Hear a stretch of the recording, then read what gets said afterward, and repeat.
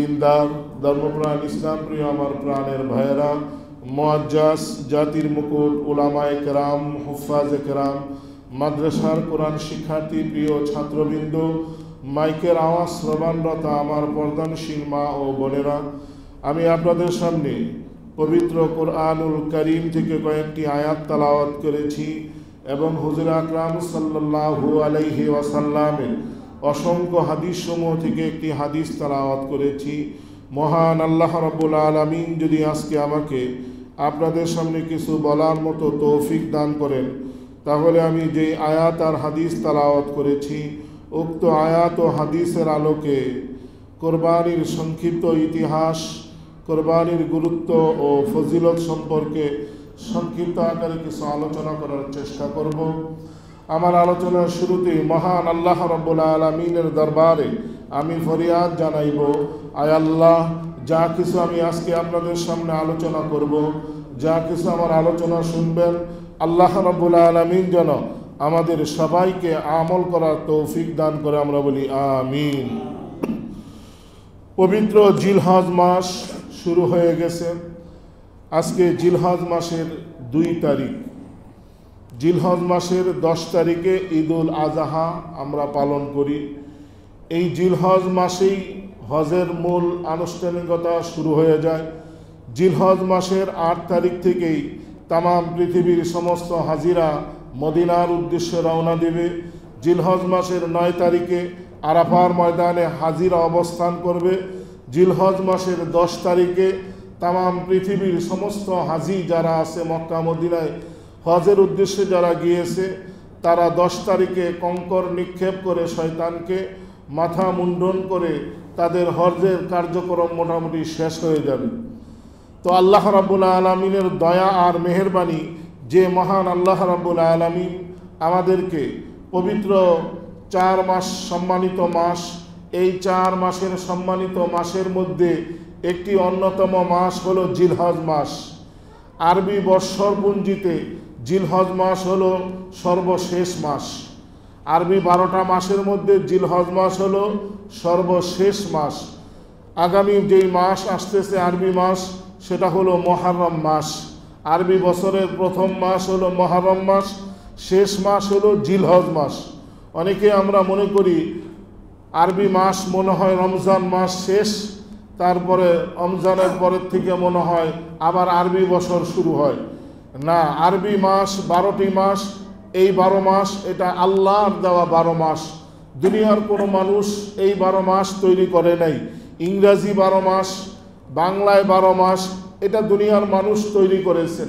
কিন্তু আরবি যেই 12 মাস, এইটা পৃথিবীর শুরু থেকে নিয়ে অদ্যাবধি পর্যন্ত আল্লাহ তাআলা যেই দিন আসমান আর জমিন সৃষ্টি করেছেন, ওই দিন থেকে আল্লাহ তাআলা 12টি মাস আমাদের জন্য নির্ধারণ করে দিয়েছেন, বলে সুবহানাল্লাহ। আল্লাহ তাআলা কোরআনে কারিমে বলেন, ইন্না ইদ্দাতাশ শুহুরি ইনদাল্লাহ 12 শাহরান ফি কিতাবিল্লাহ ইয়াওমা খালাকাস সামাওয়াতি ওয়াল আরদ মিনহা আরবাআতুন হুরুম। আল্লাহ তাআলা এই আয়াতে পরিষ্কার করে বলতেছেন, যেদিন আসমান আর জমিন তৈরি করেছেন ওই দিন থেকে আল্লাহ তাআলা আমাদের জন্য 12টি মাস নির্ধারণ করেছেন। এই 12টি মাসের মধ্যে আবার 4টি মাস হলো সম্মানিত মাস। ওই 4টি মাসের বর্তমান যেই মাস চলতেছে জিলহজ মাস, এই জিলহজ মাস হলো অন্যতম একটি সম্মানিত মাস। সুতরাং এই মাসের প্রথম জুমায় আল্লাহ তাআলা আমাদেরকে এখানে আসার, বসার, কোরআন ও হাদিসের কিছু আলোচনা শোনার সুযোগ আর তৌফিক দান করেছে। এই জন্য আমরা সকলে বলি আলহামদুলিল্লাহ। জিলহজ মাসের আমল সম্পর্কে আমি বলতেছিলাম যে জিলহজ মাস এমন একটা দামি মাস, এই দামি মাসটা আমরা কোনো গুরুত্বই মনে করি না। আমরা জিলহজ মাসের চাঁদ উঠলেই আমরা গরু কেনাকাটা নিয়ে ব্যস্ত থাকি, কোরবানির চিন্তা ভাবনা করি, টাকা পয়সা সংগ্রহ করি, বিভিন্ন জায়গায় গরু ছাগল দেখা শুরু করি। মনে করি যে জিলহজ মাস আসলেই বাজার থেকে একটা গরু কিনবো কোরবানির নিয়তে, তারপরে কোরবানি করে জবাই করে গরুর গোশত খাইব, কোরবানি শেষ, জিলহজ মাসও শেষ। সুতরাং আজকে আমাদের এই ভুল ধারণা থাকার কারণে আমরা জিলহজ মাসের আমল থেকে বঞ্চিত হচ্ছি। আল্লাহ তাআলার কাছে 12 মাসের মধ্যে সবচেয়ে দামি মাস হলো রমজান মাস। এই রমজান মাসের পরে জিলহজ মাসের প্রথম 10 দিন আল্লাহর কাছে অত্যাধিক দামি। রমজান মাসে যেমনিভাবে আমরা রোজা রাখি, তারাবির পড়ি, সেহরি খাই, ইফতার করি, কোরআন তেলাওয়াত করি, জিলহজ মাসে কিন্তু এই আমলগুলো আমরা কিছুই দেখি না। জিলহজ মাসের একটাই কাজ, কিভাবে আমরা কবে গরু কিনবো, কবে কোরবানি দেব, এই চিন্তা ভাবনা নিয়ে আমরা সবাই ব্যস্ত থাকি। কিন্তু জিলহজ মাস সম্পর্কে আল্লাহ তাআলার রসুল বহু ফজিলত বলেছেন। তাই সেই ফজিলত থেকে আমি আপনাদের সামনে 10টি ফজিলত সংক্ষিপ্ত আকারে বলবো, যে জিলহজ মাস আসলে এই 10টা আমল যদি আমরা করতে পারি তাহলে আমরা পরিপূর্ণভাবে জিলহজ মাসের প্রথম 10 দিনের ফজিলত আমরা অর্জন করতে পারবো। জিলহজ মাসের চাঁদ ওঠার আগেই যারা কোরবানি নিয়ত করেছেন, এই আগামী 10ই জিলহজ যারা কোরবানি দিবেন, তাদের 1 নম্বর কাজ হলো চারা, চোখ, নখ, চুল, দাড়ি এবং শরীরের অবাঞ্ছিত পশম না কাটা। যারা কোরবানির নিয়ত করেছেন, এটা রসুলের সুন্নত। রসুল বলেছেন কোরবানি পশু জবাই করার পরে তারপরে নখ, চুল এগুলা কর্তন করতে। এখন যেহেতু জিলহজ মাসের চাঁদ উঠে পড়েছে, আজকে জিলহজ মাসের চাঁদের 2 তারিখ, তো এখনো যারা নখ চুল কাটে নাই, যারা নিয়ত করছেন, তারা বলবেন যে কোরবানি ঈদের জবাই করার পরে তারপরে এগুলা আপনি পরিষ্কার পরিচ্ছন্ন করবেন। তাহলে কোরবানি দেওয়া যে ফজিলত, ওই ফজিলতটাও আপনার আমলনামায় আল্লাহ তাআলা দিয়ে দিবেন বলে সুবহানাল্লাহ।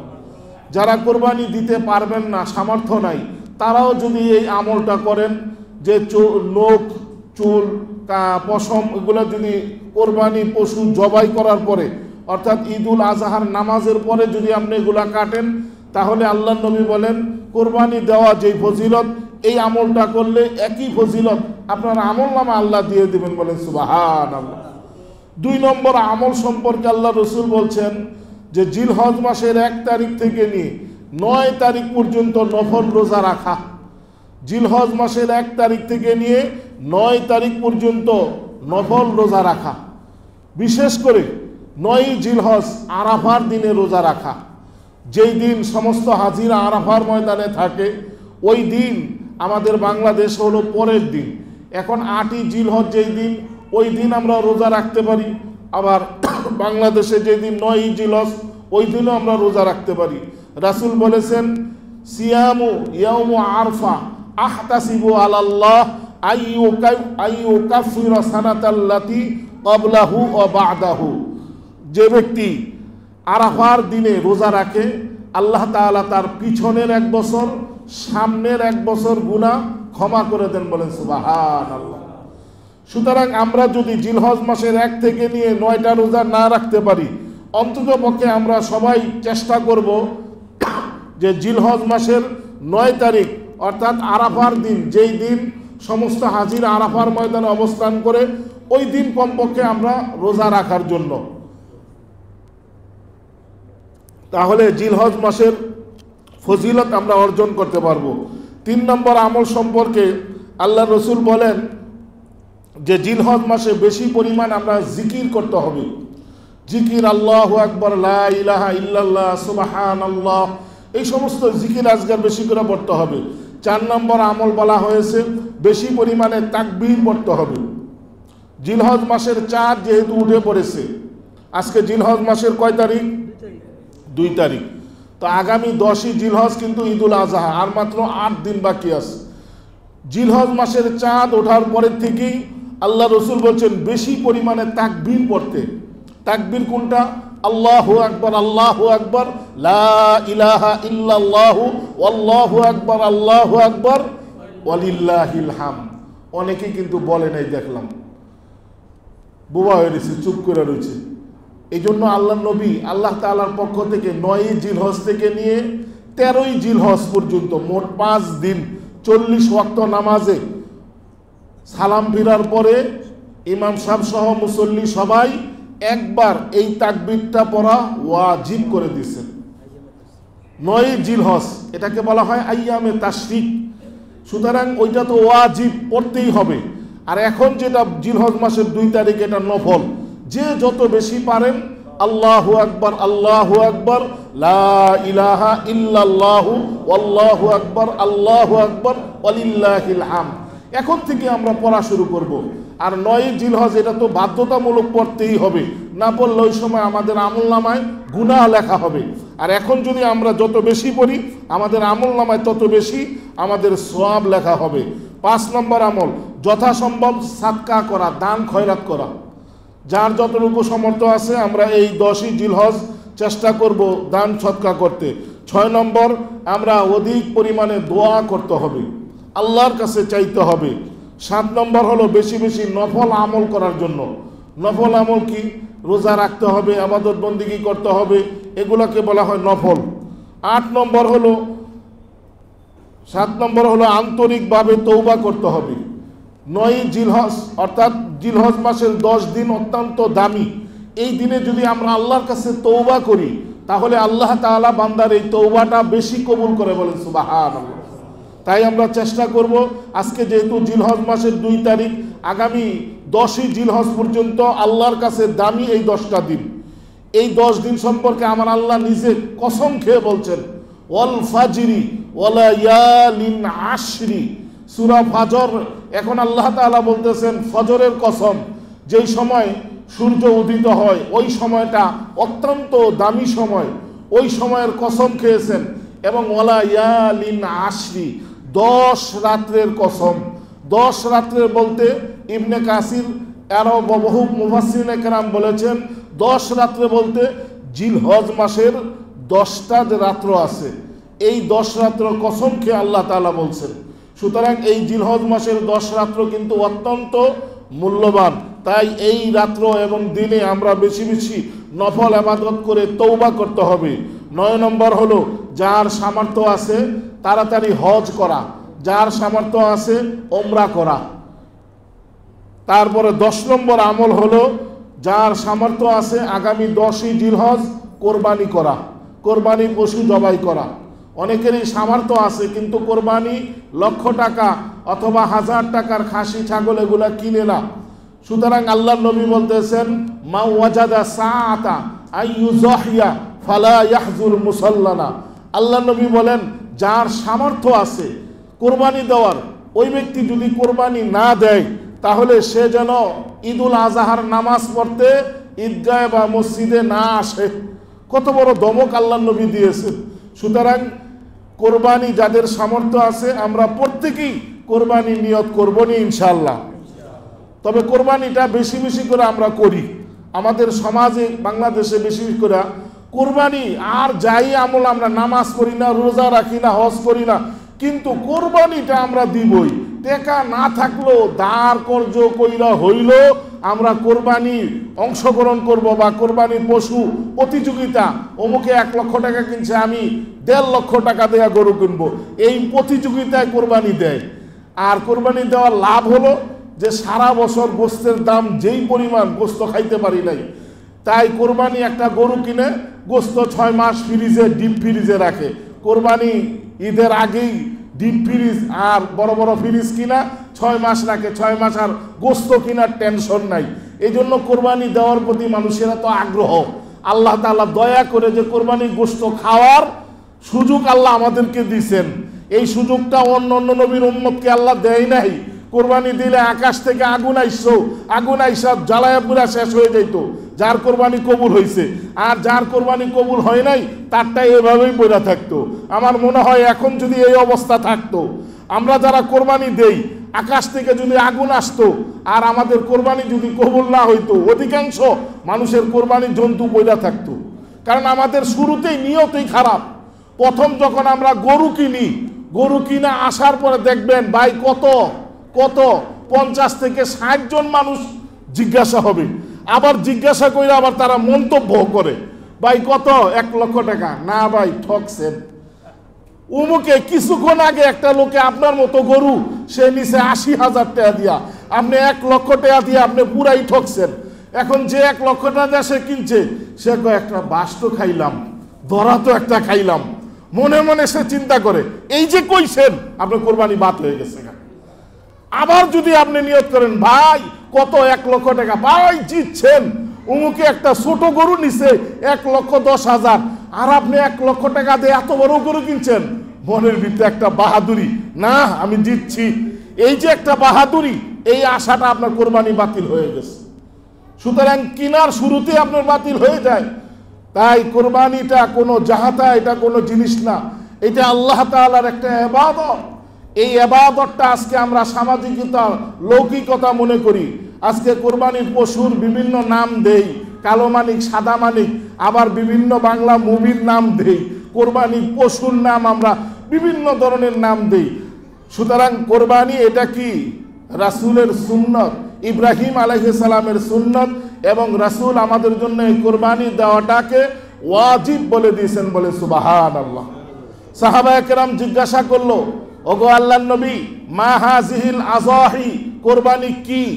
আল্লাহর নবী বলেন, সুন্নাতু আবিকুম ইব্রাহিম, কোরবানিটা হলো ইব্রাহিম আলাইহিস সালামের সুন্নত। সাহাবায়ে কেরাম বলল, ওগো আল্লাহর নবী, এই কোরবানিতে দিলে আমাদের লাভ কি? আল্লাহর নবী বলল, প্রত্যেকটা পশুর পশম পরিমাণ সওয়াব আল্লাহ তাআলা তোমাদের আমলনামায় দিয়ে দিবেন, বলে সুবহানাল্লাহ। একটা গরু যদি আমরা কিনি, গরুর যত পরিমাণ পশম আছে তত পরিমাণ সওয়াব আল্লাহ আমার আমলনামায় দিয়ে দিবে। সাহাবারা তো জিজ্ঞাসা করলো, ওগো আল্লাহর নবী, ভেড়ার তো অনেক পশম থাকে, এখন যদি বেড়া আমরা কোরবানি দেই, এই বেড়ার শরীরে যত পশম আছে তত সওয়াব কি আল্লাহ আমাদের দিবে? আমার নবী বলে যে হ্যাঁ, বেড়ার শরীরে যত পশম আছে তুমি যদি বেড়া দাও, তাহলে আল্লাহ যদি কবুল করে, তাহলে বেড়ার যত পশম আছে তোমার আমলনামায় আল্লাহ তত বেশি নেকি দিয়ে দিবেন, বলে সুবহানাল্লাহ। সুতরাং আল্লাহ তাআলা নবী এই কোরবানির ফজিলত সম্পর্কে বলেছেন। এই কোরবানির ইতিহাস আমরা সকলেই জানি। কোরবানির ইতিহাস লম্বা চূড়া কোনো কথা আমি এখানে বলবো না। আমরা সকলেই জানি যে আল্লাহ তাআলা কোরআনে কারিমে ঘোষণা করেছেন যে হযরতে আদম আলাইহিস সালাম থেকেই কোরবানির ইতিহাস শুরু হয়েছে, এবং আল্লাহ তাআলা এমন কোনো জাতি, এমন কোনো নবী, এমন কোনো উম্মত, এমন কোনো সম্প্রদায় নাই যাদেরকে আল্লাহ তাআলা কোরবানি দেয় নাই। আল্লাহ তাআলা বলেন, ওয়ালিকুল্লি উম্মাতিন জাআলনা মানসাকান লিয়াযকুরু ইসমাল্লাহ আলা মা রাযাকাহুম মিন বাহিমাতিল আনআম। এই আয়াতে আল্লাহ বলেন যে প্রত্যেকটা উম্মতকেই আল্লাহ তাআলা কোরবানির একটা নিয়ম বা বিধান দিয়েছিলেন, যাতে করে তাদের চতুষ্পদ জন্তু দিয়া আল্লাহ তাআলার স্মরণ করে। এই জন্য আল্লাহ তাআলা পরিষ্কার বলেছেন, প্রত্যেকটা উম্মতকে, প্রত্যেকটা সম্প্রদায়কে আল্লাহ তাআলা কোরবানির হুকুম দিয়েছেন। তবে কোরবানির প্রচলন আমরা সবচেয়ে বেশি জানি হযরতে আদম আলাইহিস সালামের দুই পুত্রের নাম কি? হাবিল আর কাবিল। এই দুইজনকে বিবাহ সংগঠিত একটা কারণ নিয়ে হযরতে আদম আলাইহিস সালাম দুই পুত্রকে কোরবানি করার জন্য আদেশ দিলেন, আর তাদেরকে বলে দিলেন, যার কোরবানি আল্লাহ কবুল করে তার সাথে অমুক মেয়ের বিয়ে হবে, যার কোরবানি কবুল হয় নাই তার কোরবানি বাতিল হবে, তার সাথে তার বিয়ে হবে না। এই বিবাহ নিয়ে একটা ঘটনা ঘটার কারণে লম্বা ইতিহাস, ওই তারা কোরবানি দিয়েছে। এখন যে হাবিল ছিল, সে ছিল নেককার, আল্লাহওয়ালা, সে তার হৃষ্টপুষ্ট একটা পশু আল্লাহর রাস্তায় কোরবানি দেওয়ার জন্য প্রস্তুত হয়ে গেল। আর কাবিল যে ছিল, সে একটু দুর্নীতিবাজ, বেঈমান টাইপের লোক। সে প্রথমেই নিয়ত করে, কোরবানি হোক আর না হোক, আমি আমার তাল গাছ আমার, বিচার মানি তাল গাছ আমার, কয় না একটা, যে যাই করুক আমার যেটা বলছি ওইটাই করবো। তো সে কোরবানি নিয়ত করছে, সে কোরবানির জন্য সে শস্য কিছু দানা জমা করলো, তার নিয়ত আগের থেকেই খারাপ। সুতরাং আল্লাহ রাব্বুল আলামিন হাবিলের কোরবানিটাকে কবুল করলো, আর কাবিলের কোরবানিটা আল্লাহ কবুল করে নাই। কারণ হাবিলের নিয়ত ভালো ছিল। কোরবানি কবুল হওয়ার জন্য দুইটা শর্ত। প্রথমে 1 নম্বর আপনার নিয়তকে সহি করতে হবে, 2 নম্বর আপনার টাকাটা হালাল হতে হবে। হারাম পয়সায়, সুদের পয়সায়, ঘুষের পয়সায় মানুষ থেকে ঠকায়া যেই টাকা অর্জন করে কোরবানি দিবেন, এই টাকায় কোরবানি হবে না। বর্তমান সরকারি অফিসাররা তো এখন থেকেই ঘুষের লেনদেন শুরু হয়ে গেছে, চাঁদাবাজরা তো এখনই চাঁদাবাজি শুরু করে দিছে। বলে যে সামনে কোরবানি, আগে কম দিছেন এখন বেশি দেন, ঘুষটা বেশি খায়। আগে চাঁদা কম নিছে, এখন চাঁদা আরো বেশি নেয়। কারণ কি? সামনে কোরবানি। মনে হয় যে কোরবানি মামুর বাড়ির মোয়া। কোরবানি হলো আল্লাহর হুকুম। তুমি ঘুষের টাকা দিয়া, হারাম পয়সা দিয়া কোরবানি দিবা, আর তোমার এই কোরবানি আল্লাহ কোনো দিন কবুল করবে না। হয়তোবা তুমি গোশত খাইতে পারবা, কিন্তু তোমার এই কোরবানি আল্লাহ কোনো দিন কবুল করবে না। তো আল্লাহ তাআলা হযরতে আদম আলাইহিস সালামের দুই পুত্রের ঘটনা কোরআনে কারিমে বর্ণনা করেন, ওয়াতলু আলাইহিম নাবা আবনাই আদম বিল হক ইয কররাবা কুরবানান ফাতুকব্বিলা মিন আহাদিহিমা ওয়া লাম ইউতাকাব্বাল মিনাল আখর ক্বালা লা আকতুলান্নাকা ক্বালা ইন্নামা ইয়াতাকাব্বালুল্লাহু মিনাল মুত্তাকিন। এই আয়াতে আল্লাহ চমৎকারভাবে ঘোষণা করতেছেন যে হযরতে আদম আলাইহিস সালামের দুই পুত্র যখন কোরবানি নিয়ত করেছে, তখন আদম আলাইহিস সালামের প্রথম পুত্র কাবিল, দ্বিতীয় পুত্র হাবিল, এই হাবিল আর কাবিল দুই পুত্র যখন কোরবানি করার নিয়ত করলো, হাবিল কাবিলকে বলল যে, প্রথম যে কাবিল ছিল, কাবিল হাবিলকে কি বলল যে আমি আল্লাহর জন্য কোরবানি দিব না, আর হাবিল বলল যে না, আমি আল্লাহর জন্য কোরবানি দিব। এবার কাবিল বলল আমি তোমাকে হত্যা করব। হাবিল বলল তুমি আমাকে হত্যা করলেও করতে পারো, কিন্তু আমি আমার আল্লাহ যেটা বলবে আমি সেটা করব। আর আল্লাহ তাআলা নেককার, পরহেজগার, মুত্তাকিনদের তাই কবুল করেন, বলেন সুবহানাল্লাহ। হাবিল বলছেন ইন্নামা ইয়াতাকাব্বালুল্লাহু মিনাল মুত্তাকিন, আল্লাহ তাআলা মুত্তাকি যারা তাদের কোরবানিটা কবুল করে। এই জন্য আল্লাহ কোরআনে কারিমে বলেন লা ইয়ানালাল্লাহু লুহুমুহা ওয়ালা দিমাউহা ওয়ালাকি ইয়ানালুহুত তাকওয়া মিনকুম। এই আয়াতে আল্লাহ বলেন যে কোরবানির রক্ত, কোরবানির মাংস, হাড্ডি কিছুই আল্লাহর দরবারে পৌঁছায় না। শুধুমাত্র আল্লাহর দরবারে কি পৌঁছায়? ওয়ালাকি ইয়ানালুত তাকওয়া, তোমাদের অন্তরের তাকওয়া, আল্লাহর ভয়ে তোমরা কোরবানি দিচ্ছ কিনা, আল্লাহর সন্তুষ্টির জন্য কোরবানি দিচ্ছ কিনা। যেহেতু কোরবানি খাওয়া আমাদের জন্য জায়েজ, আমরা কোরবানি গোশত অবশ্যই খাইতে পারবো, কিন্তু আগেই আমরা নিয়ত করতে পারবো না। আগে কি নিয়ত করতে হবে? আল্লাহর সন্তুষ্টির জন্য। আল্লাহর সন্তুষ্টির জন্য আমি কোরবানি দিচ্ছি, আগে নিয়তকে তৈরি করতে হবে, অন্তরকে বিশুদ্ধ করতে হবে। যেমনিভাবে হাবিল অন্তরকে বিশুদ্ধ করার কারণে আমার আল্লাহ হাবিলের কোরবানিটাকে আল্লাহ কবুল করেছেন। আর আদমের পুত্র কাবিলের তার অন্তর বিশুদ্ধ ছিল না, তার নিয়ত খারাপ ছিল বিদায় আল্লাহ কাবিলের কোরবানিটাকে কবুল করে নাই। এভাবে পৃথিবীর প্রথম মানুষ, প্রথম আমাদের পিতা, প্রথম নবী হযরতে আদম আলাইহিস সালাম থেকে কোরবানির ইতিহাস শুরু হয়েছে, এবং শেষ আমার আপনার নবী মুহাম্মদুর রাসূলুল্লাহ সাল্লাল্লাহু আলাইহি সাল্লাম। তবে কোরবানির প্রচলন ইতিহাস যেটা আজ থেকে 4000 বছরের ইতিহাস, হযরতে ইব্রাহিম আর ইসমাইল আলাইহিস সালামের ইতিহাস। হযরতে ইব্রাহিম আলাইহিস সালামকে আমার আল্লাহ এক এক পরীক্ষা করেছেন। যত পরীক্ষা ইব্রাহিমকে নিয়েছেন তত পরীক্ষা ইব্রাহিম পাশ করেছেন। ইব্রাহিম কোনো পরীক্ষায় ফেল করেন নাই। এজন্য আল্লাহ তাআলা ইব্রাহিমকে খলিল বলে ঘোষণা করেছেন যে ইব্রাহিম আল্লাহর বন্ধু। তো ইব্রাহিমকে আগুনে জাপ দিতে বলছেন, নমরুদের আগুনে ইব্রাহিম জাপ দিয়ে গেছেন, এমন উত্তপ্ত আগুনে ফাল দিয়ে গেছেন, এদিকে ওদিকে তাকায় নাই। আমার আল্লাহ বলছে ইব্রাহিম তুমি আগুনে লাফ দাও। ইব্রাহিম আলাইহিস সালাম আগুনে লাফ দিয়ে দিছে। সুতরাং বাঁচাইছে কে? আল্লাহ বাঁচাইছে। আল্লাহ বলে কুল ইয়া নারু কুনি বারদাও ওয়া সালামান আলা ইব্রাহিম, ও ইব্রাহিম, ও আগুন তুমি ইব্রাহিমকে ঠান্ডা, শীতল, নাতি নিতুষ্ণ এমন ঠান্ডা করে দাও যে ঠান্ডা শীতও লাগবে না আবার গরমও লাগবে না। ওইদিকে বেটা নমরুদা বড় গলায় চিল্লাইতেছে, এই বেটা আগুন, তোর কি দৈহিক শক্তি নাই? তোরে আমি 40 দিন ধরে জ্বালাইলাম, আমার শত্রু ইব্রাহিমকে জ্বালাইয়া পুরা শেষ করে দে। কিন্তু ইব্রাহিমের আগুন তো আর কথা শোনে না। কিতাবে আসছে আল্লাহর হুকুমে আগুনের জবান খুলে গেল। আগুন চিৎকার মেরে বলে, এই বেটা নমরুদা, মোটা গলায় বক্তৃতা দিস না, আমার দৈহিক শক্তি কমে নাই, আমি জ্বালায়া পুরার ক্ষমতা হারাই নাই, আল্লাহর অর্ডার আমি পালন করেছি। আমার আল্লাহ অর্ডার দিয়েছে ইব্রাহিম যখন তোর ভিতরে আসে তুই ঠান্ডা শীতল হয়ে যা। ও নমরুদ তুই আইসা দেখ, আমার কাছে আয়, তোরে আমি জ্বালায়া পুরা শেষ করে দিব, কিন্তু আল্লাহর খলিলের গায়ের একটা পশম চলার ক্ষমতা আমার নাই। বলেন সুবহানাল্লাহ। আল্লাহর অর্ডার পালন করেছে কে? আগুন পালন করেছে। ঠিক তেমনি ভাবে আমি বলতেছিলাম ইব্রাহিম আলাইহিস সালাম আল্লাহ তাআলার সমস্ত পরীক্ষায় পাশ করেছেন। এবার সর্বশেষ পরীক্ষা, যেই পরীক্ষা আল্লাহ তাআলা নিলেন, আরে ইব্রাহিম আলাইহিস সালামের বয়স 80 বছর প্লাস, কিতাবে আসছে 86 বছর হয়ে গেছে। ইব্রাহিম আলাইহিস সালামের কোনো সন্তান হয় না, মনের অনেক দুঃখ, আল্লাহ তাকে সন্তান দেয় না।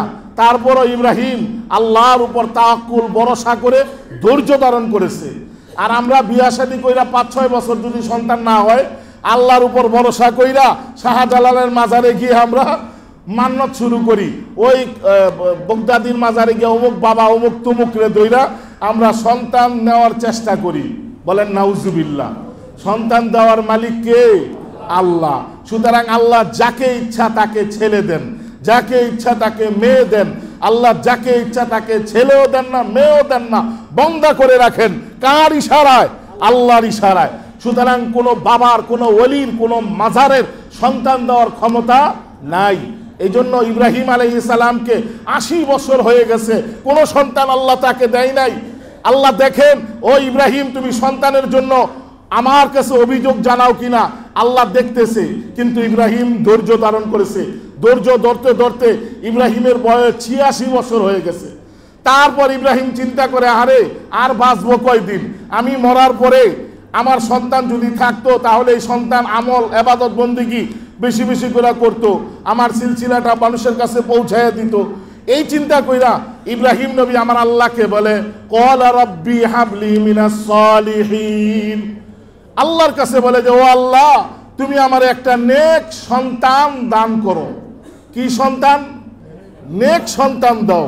আর আমরা কি চাই? আল্লাহ ছেলে দাও, মেয়ে দাও। যার ছেলে আছে সে মেয়ের জন্য দোয়া করে, যার মেয়ে আছে সে ছেলের জন্য দোয়া করে, কিন্তু নেক সন্তানের জন্য কেউ দোয়া করে না।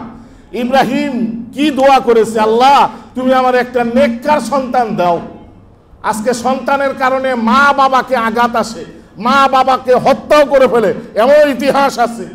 সুতরাং সন্তান যদি খারাপ হয় তাহলে মা বাবার জ্বালার কোনো শেষ নাই, ঠিক কিনা? এই জন্য ইব্রাহিম নবী আল্লাহর কাছে চাইছে, আল্লাহ তুমি আমার একটা নেককার সন্তান দাও। আমার আল্লাহ ইব্রাহিমকে বলতেছেন, ফাবাশশারনাহু বিগুলামিন হালিম। ও ইব্রাহিম তুমি সুসংবাদ শোনো, আমি তোমাকে একটা ধৈর্যশীল নেককার সন্তান দান করব। বলেন সুবহানাল্লাহ। এই ঘোষণা দেওয়ার পরে হযরত ইব্রাহিম আলাইহিস সালামের স্ত্রী মা হাজেরার গর্ভে হযরত ইসমাইল আলাইহিস সালাম ভূমিষ্ঠ হইল। তারপর ইসমাইল আলাইহিস সালাম হওয়ার পরেই আমার আল্লাহ পরীক্ষা শুরু হয়ে গেল। আমার আল্লাহর কি পরীক্ষা? ও ইব্রাহিম এই 86 বছর পরে তোমার সন্তান দিলাম, নিশ্চয়ই তুমি সন্তানের প্রতি মায়া, যাও এই সন্তানকে মরুভূমির মাঝখানে তুমি ফালাইয়া দিয়ে আসো। দেখেন মরুভূমি, যেখানে মানুষজন নাই, কোনো মানুষ নাই, ওইখানে আল্লাহ তাআলা তারে ফালাইয়া দিতে বলছে। কোনো কথা বলে নাই, কেন আর উত্তর দেয় নাই। আল্লাহ অর্ডার দিছে। ইব্রাহিম সাথে সাথে তার স্ত্রী এবং ইসমাইলকে নিয়ে এই ফিলিস্তিন থেকে, জেরুজালেম থেকে অনেক সফর করে একেবারে বর্তমানে যেটা মক্কা, মক্কায় কাছাকাছি, ওখানে তাদের মা হাজেরা আর ইসমাইল আলাইহিস সালামকে ওখানে ঘোড়ার থেকে, ওটার থেকে নামায় দিয়া ইব্রাহিম আলাইহিস সালাম চলে আসতেছে। আহারে একদিন 2 দিনের খাবার, কোনো মানুষ নাই, কিছু নাই, গর্ভবসতি নাই। ইব্রাহিম আলাইহিস সালামের স্ত্রী মা হাজেরা বলে, ও আল্লাহর নবী, ও আমার স্বামী, আপনি এই ছোট বাচ্চা সন্তান ইসমাইলকে আর আমাকে এখানে রেখে আপনি কোথায় যাচ্ছেন? আপনি কোথায় চলে যাচ্ছেন? তখন ইসমাইল আলাইহিস সালামের বাবা হযরত ইব্রাহিম নবী বলে, আর কোনো কথা বলতে পারতেছে না, পিঠে আর তাকায় না, পিছন সামনে যদি তাকায় সন্তানের মহব্বত, স্ত্রীর মহব্বত হইতে পারে। এই জন্য সে বাড়ির দিকে হাঁটা শুরু করলো। আর পিছন দিকে হাজেরা ডাকতেছে, আপনি এতটুকু বলে যান যে এটা আপনি তো আল্লাহর নবী, আল্লাহর ইশারা ছাড়া আপনার কোনো কাজ করেন না। এই আমাদের কি এই মরুভূমিতে আল্লাহর অর্ডারে রাখতেছেন, নাকি আপনার কোনো কষ্টের কারণে আমি আপনাকে কোনো জ্বালাইছি, কষ্ট দিছি, আমার প্রতি অসন্তুষ্ট হয়ে এখানে রাখতেছেন? শুধু এতটুকু বলেন। ইব্রাহিম নবী আকাশে হাত তুলে তাকায়, হাত দিয়ে ইশারা করে যে আল্লাহর হুকুমে তোমাদেরকে আমি এখানে রেখে যাচ্ছি। এই বলে ইব্রাহিম চলে গেল। আর মা হাজেরাও কত ইমানদার, সে সাথে সাথে বলল, ও আল্লাহর নবী, ও আমার স্বামী, আপনি চলে যান, আল্লাহর অর্ডারে যদি এখানে রাখেন তাহলে আল্লাহ আমাকে মারবেন না, আল্লাহ আমাকে রক্ষণাবেক্ষণ করবে। বলেন না সুবহানাল্লাহ। তাই তো ইব্রাহিম আলাইহিস সালামের স্ত্রী মা হাজেরা, এই মা হাজেরা 2-3 দিন পরেই শিশু সন্তান ইসমাইলের পানি নাই, ছটফট করতেছে। ওইদিকে মা হাজেরা একবার সাফা পাহাড়ে দৌড় দেয়, আরেকবার মারওয়া পাহাড়ে দৌড় দেয়। এভাবে 7 বার দৌড়াদৌড়ি করে আর মাঝখানে একটা ফাঁকা জায়গা দিয়া ইসমাইলকে দেখে, না জানি আবার মরুভূমিতে কোনো পশু পাখি ইসমাইলকে খায়া ফেলায় কিনা। এই দৃশ্যটা আমার আল্লাহর কাছে পছন্দ হয়েছে, যার কারণে আমার আল্লাহ সমস্ত হাজিদের জন্য সাফা মারওয়া 7 বার সাই করা, 7 বার চক্কর দেওয়া আল্লাহ তাআলা ওয়াজিব করে দিয়েছেন। বলেন সুবহানাল্লাহ। যারা হজে গেছেন, মক্কায় গেছেন, তারা বলেন যে সাফা মারওয়া বর্তমানে ওখানে কিন্তু কোনো পাহাড় নাই, একটা গ্লাসের ভিতরে এভাবে সাফা একটা পাহাড় আর একটা মারওয়া একটা পাহাড়, ওভাবে একটা লেখা। আল্লাহ কোরআনে কারিমে বলেন ইন্না সাফা ওয়াল মারওয়াতা মিন শাআইরিল্লাহ। আল্লাহ কোরআনে সাফা এবং মারওয়া এই পাহাড়ের কথা আল্লাহ কোরআনে উল্লেখ করেছেন যে সাফা এবং মারওয়া পাহাড় হলো আল্লাহর নিদর্শন। এই নিদর্শনগুলো এখনো সৌদি সরকার ওখানে অবশিষ্ট অক্ষুণ্ণ অবস্থায় রাখছেন। আর এই 7 বার যে সাই করার পরে মাঝখানে একটা জায়গা, যেই দিকে হযরতে মা হাজেরা চাইছিল, ওই জায়গা এখনো অবশিষ্ট আছে। সুতরাং আল্লাহ এটা পছন্দ হয়েছে এবং ইসমাইলের কারণে জমজম কূপ আল্লাহ তাআলা দিয়েছেন। বলে সুবহানাল্লাহ। তো বলতেছিলাম যে ইব্রাহিম নবী ইসমাইলকে রেখে আবার চলে গেল ফিলিস্তিনে।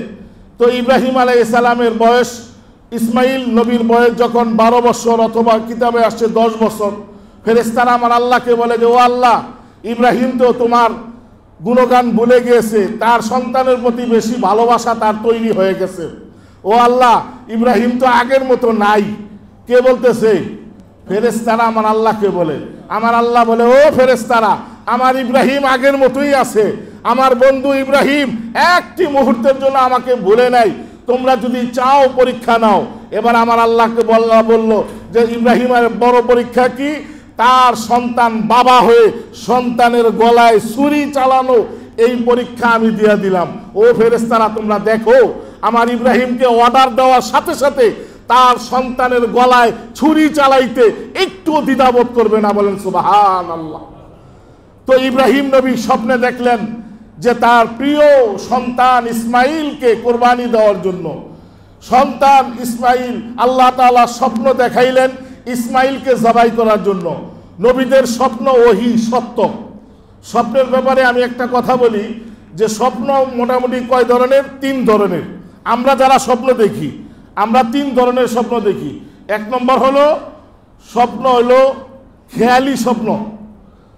সারাদিন যা ভাবি রাত্রে আমরা এইটাই স্বপ্ন দেখি, এই স্বপ্নটাকে কি বলা হয়? খেয়ালি। আর 2 নম্বর হলো শয়তানি স্বপ্ন। শয়তানি স্বপ্ন কি? শয়তান বিভিন্ন ধরনের ভয় ভীতি দেখায়, হঠাৎ করে ঘুমের থেকে লাফায় ওঠেন, ওঠেনি ভয়ে পায়া স্বপ্ন দেখে হঠাৎ করে ঘুম ভেঙে দেখা, এই স্বপ্নগুলো শয়তানে দেখায়। আবার শয়তানে দেখায় তুমি যদি এই কাজ করো অমুক মাজারে একটা খাসি দিয়ে আসো, এইটাও শয়তানের। মাজারে খাসি দেওয়া জায়েজ নাই। সুতরাং এই সমস্ত স্বপ্ন দেখলে মনে করতে হবে যে আপনি শয়তানের স্বপ্ন দেখাইছে। 3 নম্বর হলো রহমানি, আল্লাহর পক্ষ থেকে কোনটা ভালো কোনটা মন্দ অনেক সময় আল্লাহর বান্দাকে স্বপ্নের মাধ্যমে দেখায় দেয়। এখন নবী রাসূল যারা আছে তারা খেয়ালি স্বপ্ন দেখেন না, তারা শয়তানের স্বপ্ন তাদেরকে দেখাইতে পারে না। শুধুমাত্র আল্লাহর পক্ষ থেকে সমস্ত নবী রাসূলরা স্বপ্ন দেখে। এখন ইব্রাহিম নবী স্বপ্ন দেখছে কি? তার সন্তান ইসমাইলকে কোরবানি করার জন্য। ইব্রাহিম আর দেরি করলেন না, তার সন্তানের কাছে আইসলো, আইসা সন্তানের সাথে পরামর্শ করলো। আহারে, যেমন বাবা তেমন সন্তান, সন্তানের সাথে পরামর্শ করলো, ও আমার প্রাণের সন্তান, আমি তো স্বপ্ন দেখছি তোমারে জবাই করতে, তোমার মতামত কি, তোমার পরামর্শ কি বলো। তো শিশু সন্তান, বয়স মাত্র 8 থেকে 10 বছরের বাচ্চা, এই সন্তান দেখুন কত ধৈর্যশীল। সে বলে যে ও আমার বাবা, আল্লাহ যদি আমাকে জবাই করার স্বপ্ন দেখায়, আর এই নবীর স্বপ্ন তো ওহী সত্য, সুতরাং আপনি আমাকে জবাই করেন, আমাকে ধৈর্যশীলদের অন্তর্ভুক্ত পাইবেন, কোনো সমস্যা নাই। যেটা আল্লাহ কোরআনে কারিমে বলেন ফালাম্মা বালাগা মাহুস সাইয়া ক্বালা ইয়া বুনাইয়া ইন্নী আরা ফিল মানাম আন্নী আযবাহুকা ফানজুর মাযা তারা। ইব্রাহিম তার সন্তানকে বলতেছে, আমি তোমার স্বপ্ন দেখছি কোরবানি দেওয়ার জন্য, তোমার কি মত? ইসমাইল কি বলে? ক্বালা ইয়া আবাতি ফাল, ও আমার বাবা, ক্বালা ইয়া আবাতি ফাল মা তুমার, আপনার উপর যেটা আদেশ করা আছে সেই আদেশ আপনি পালন করেন। সাতাজিদুনি ইনশাআল্লাহু মিনাস সাবিরিন, ও আমার বাবা, আমাকে ধৈর্যশীলদের অন্তর্ভুক্ত পাইবেন, বলে সুবহানাল্লাহ।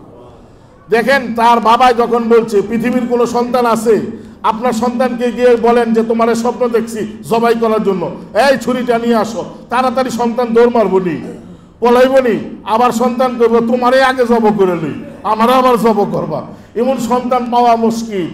আর ইব্রাহিম আলাইহিস সালামের সন্তান ইসমাইল কত ধৈর্যশীল বলছে, যেমন বাবা ছিলেন তেমন তার সন্তান ছিলেন।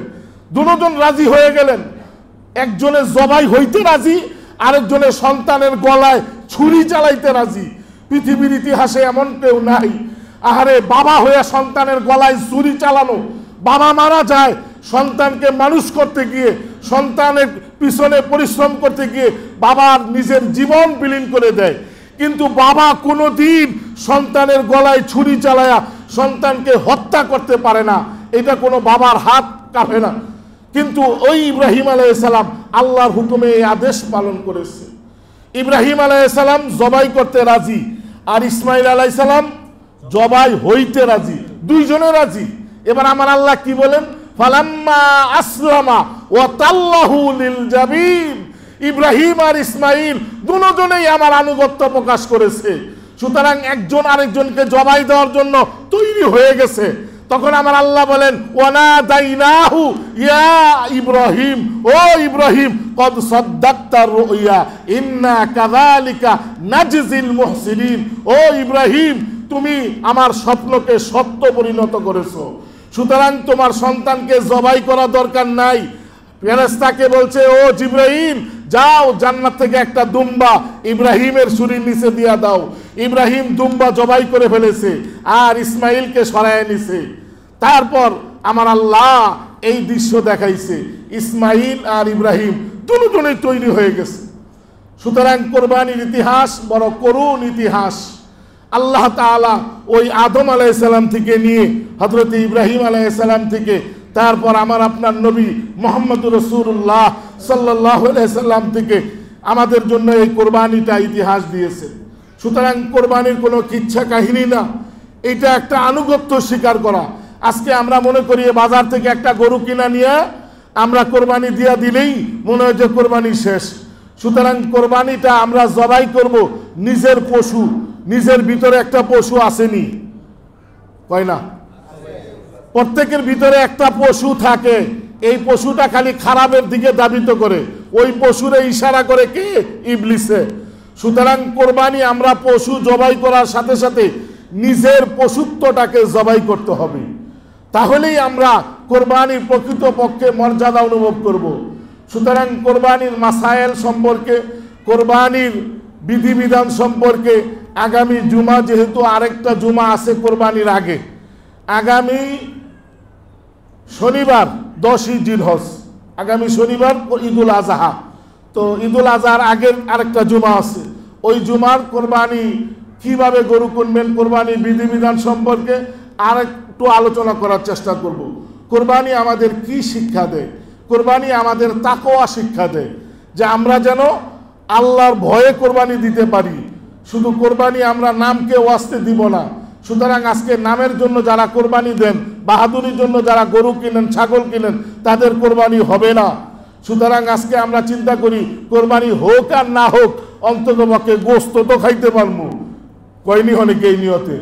সুতরাং এই নিয়ত যারা করবেন, গোশত খাওয়ার নিয়তে, মানুষকে দেখানোর নিয়তে, এমনও অনেকে আছে কোরবানি একটা ওয়াজিব বিধান, এই ওয়াজিব বিধান পালন করার জন্য কোরবানি ঈদের দিনে যে ফজরের নামাজ, এই নামাজটা কি ফরজ, এই ফরজ নামাজও পড়ে না। আবার কোরবানি গরু কিনতে গিয়া জহুর, আসর, মাগরিব অনেক সময় চইলা যায়, কোনো খবর নাই। এই যে একটা গরু কিনলাম, এটা তো ফরজ, না ওয়াজিব ওয়াজিব একটা আমল করার জন্য ফরজ ছাইরা দিতেছি। সুতরাং এটা কিসের কোরবানি? আপনার ভিতরে যদি ফরজের গুরুত্ব না থাকে তাহলে আপনার ওয়াজিব কোনোদিন আল্লাহ কবুল করবেন না। তাই আপনার আল্লাহ তাআলার উপর ভয় করে তাকওয়া করে কোরবানির জন্তু আমরা কিনবো, কোরবানিটা যেন আল্লাহ কবুল করে এই জন্য আমরা সকলেই নিয়ত করব এবং কোরবানির টাকাটা আমরা হালাল টাকায় দেওয়ার চেষ্টা করব। কেউ হারাম টাকায় দিয়ে আমরা কোরবানি দিলে এই কোরবানি কোনোদিন হবে না। আল্লাহর ঘর মসজিদে হারাম টাকা দিলে আল্লাহ জায়েজ কইরা নেয়, কারণ জানে না কমিটি, আমরা কেউ জানি না আপনি হারাম টাকা দিছেন না সুদের টাকা দিছেন না ঘুষের টাকা দিছেন। আমরা কিন্তু সবার থেকেই চাই ভাই মসজিদে দেন, সবাই দেন। কেউ যদি 1 লক্ষ টাকা দিয়া দেয়, এই 1 লক্ষ টাকা যদি ঘুষের টাকা দেয় তো এই টাকা কি মসজিদে লাগানো জায়েজ হবে না? অবশ্যই জায়েজ হবে। এখন আপনি যে ঘুষের টাকাটা দিলেন আপনার কোনো সওয়াব হবে না, কিন্তু মসজিদের কাজ লাগিয়ে দেব, মসজিদের উন্নয়ন হয়ে যাবে, এটা কোনো অসুবিধা নাই। তাই আপনি সওয়াব থেকে বঞ্চিত হয়ে যাবেন। এই জন্য যে কোনো জায়গায় দান খয়রাত করেন আল্লাহর রাস্তায়। কোরবানি মনে করেন যে একটা দান। এখন যদি আপনি 80,000 টাকা দিয়ে একটা গরু কিনলেন, আর যদি এই গরু আসলেও 80,000 টাকা না, 20,000 টাকার লস, 60,000 টাকা দামের গরু আপনি কম দামে লস খাইলেন, ঠকলেন, এই ঠকটা কি আপনি আসলে খাইছেন? না। এটা কিভাবে করলেন? যে 80,000 টাকা নিয়ত করে 80,000 টাকা দিয়েছেন, এইটার সওয়াব আপনি পেয়ে যাবেন। আপনার আমলনামায় আল্লাহ তাআলা ওই টাকার সওয়াব দিবেন, কারণ আপনি টাকা দিয়ে গরু কিনছেন। আল্লাহ ঠকেন আর জিতেন এটা কোনো বিষয় না। মানুষ জিজ্ঞাসা করবে ভাই কত কত দিয়া দরকার কি, মানুষকে দেখানোর দরকার কি? হ্যাঁ, মানুষ যদি যাচাই করে বাজার দাম কত অনুযায়ী সেইটা আপনি বলতে পারেন, কিন্তু কত নিয়ে যদি আবার মন্তব্য করে না ঠকছেন, জিতছেন, ভালো হয়েছে, এইগুলো যদি মন্তব্য করেন তাহলে আপনার মানুষকে দাম বলা দরকার নাই, মানুষের মন্তব্য শোনা দরকার নাই। কারণ আল্লাহর জন্য আপনি কোরবানি দিবেন, আল্লাহকে রাজি খুশি করার জন্যই আপনাকে কোরবানি দিতে হবে, ঠিক কিনা? তাই আমরা কোরবানি দেওয়ার আগে নিয়তকে সহি করব এবং আমার টাকা হালাল টাকা দিয়ে কোরবানি দেওয়ার চেষ্টা করব। কোরবানির ফজিলত বুঝে এই অনুযায়ী আমরা আমল করব ইনশাআল্লাহ। আল্লাহ তাআলা সঠিকভাবে কোরবানির ফজিলত জেনে এবং সেই অনুযায়ী আমল করার তৌফিক দান করুক, আমরা বলি আমিন। বসেন। গত জুমায় আমি আলোচনা করেছিলাম, গত জুমায় এবং আগের জুমায়, 2 জুমায় আমি